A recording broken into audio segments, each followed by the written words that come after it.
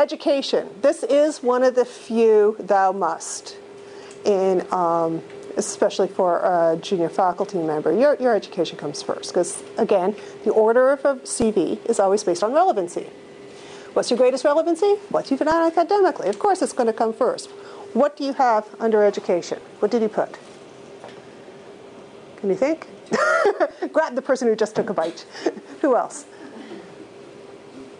Think of your CV. What have you got under education? What did you put there? All your degrees in what order? Reverse chronological order, yes.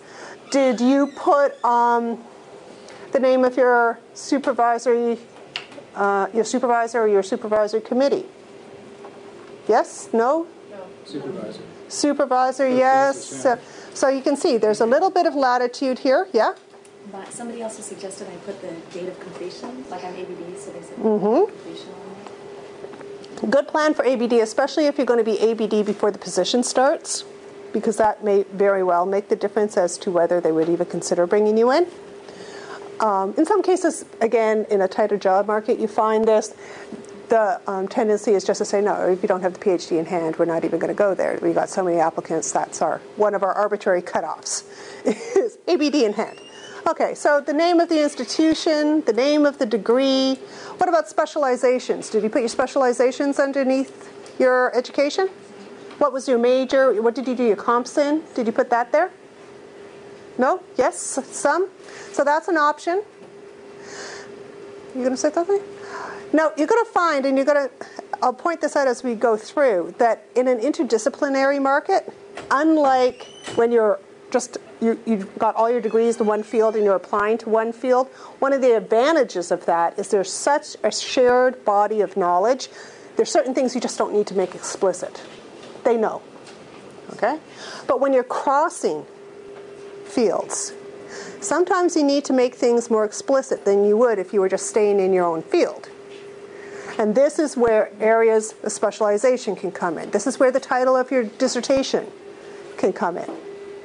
This is where, if there's some reason why the names on your committee would be recognizable, that might be fitting in there as well. Likewise, if you did something at the master's level that's a little bit more relevant in terms of titling than what you did at the PhD level, it might be worthwhile putting your MRP or your thesis title in there. Okay? So it depends on the situation. Are you staying in a context where there's a large shared body of knowledge?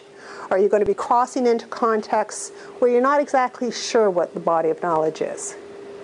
Better to err on the side of being overly explicit rather than leaving it up to the people to interpret. Okay. Awards and scholarships. I often find this right underneath education. A word of caution. The awards and scholarships, when you're entering the job market that are going to do you the most amount of good, are the ones that are recognition of the quality of your research. Okay? So, SHRCs, OGSs, that kind of thing. Travel bursaries, teaching grants, those types of things, they're certainly indicative of quality, but they do position you very specifically as a graduate student. So if that's what the bulk of your stuff is, it's not so much funding for your research as it is funding for your studentship. That I would put later on under awards, later on in your CV. Your front page, this is like, I come from Toronto, so like the cachet neighborhood in Toronto would be like Rosedale or Forest Hill. This is a Rosedale, Forest Hill real estate of your first page here. Okay, so if it's not like your red flag, this is good news, it doesn't belong on the first page. Your travel bursary is probably not the most spectacular thing that you could be saying about yourself. Okay, it needs to be there. It's a good thing. It certainly is an indicator of quality. First page, probably not so. But your NSERCs, your SHRCs, those type of things, absolutely first page. Apart from anything else, it establishes you as a fundable entity. Entrance scholarships, I would be putting later on. You want them there, they don't have to be first page. Now, in terms of what comes next, the rest of the CV, again, is all about relevancy. So the education is going to come first. What comes next depends on the position and the field, which is, again, why I'm not handing you sample and say, here is how you do a CV, because there is no such thing. If I hand you one, it's not going to be relevant to you or you. Okay, it's one of those kinds of documents. Giving you the model doesn't actually help you. Okay, this is really something you're going to need to construct, and we can talk about guidelines around how to do that and get the input of people in your field. Teaching or research. Why would he put research first? What kind of position?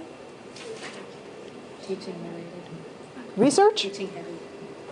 Research I would probably foreground on a tenure track position, on a postdoc, that kind of thing, where the quality of your research is going to be the primary criteria. If you're going for a contract position or a position in a teaching-oriented institution, particularly there's a whole pile of institutions over the last few years that are sort of college-university hybrids. You're going to find quality of teaching. Research is going to be important because they're really trying to establish the legitimacy in the university market. But because of their studentship and the history of the institution, there's a more pronounced emphasis on teaching than you would see in, say, a research university. So depending on the situation, either teaching or research, take a look at the posting, get a sense, are they going to be hiring me primarily for the teaching, and maybe this will morph into tenure later on? If it's tenure, it's really going to be focusing on research, not instead of, as well as a strong background in teaching, but the research is really going to position you in the department. Okay. One thing to keep in mind, if you're going to have a teaching dossier with your CV, how much detail you get into your CV, think about that. But be careful, because in some postings, if they haven't asked for a teaching dossier, in some universities they'll read everything you send, and some sub-search committees will say, no, we only asked for this thing, so for the first round, we're not going to look at anything other than what we asked for. If it's one of those, then you would be well advised to parachute some of that information from your teaching dossier on your CV so they're at least getting that. In my field, it's quite common to have a teaching specialization, research specialization, or interests or areas. You can call it whatever you want, but something that is a list of the areas that you could teach in and the list of your research interests.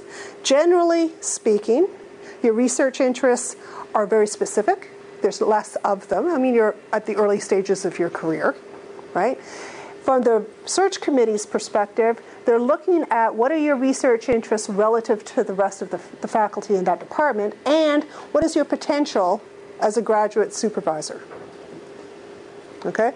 It's not a bad idea when you're making these lists to take a look at the terminology used in that institution to talk about the areas that you have interests in. Okay, things like gender and society, for instance, gets articulated in a lot of different ways in different institutions. And if you can use the way it's articulated to that institution, you sound more familiar. You just sound like a better fit. You don't sound so distant or other. Okay? Your teaching interests, obviously those would come out of your teaching experience. They tend to be broader in scope, topics that are broader, like communication theory, for instance. Take a look at the streams of their undergraduate programs for ideas of what you might include in there or how you might include it. Okay?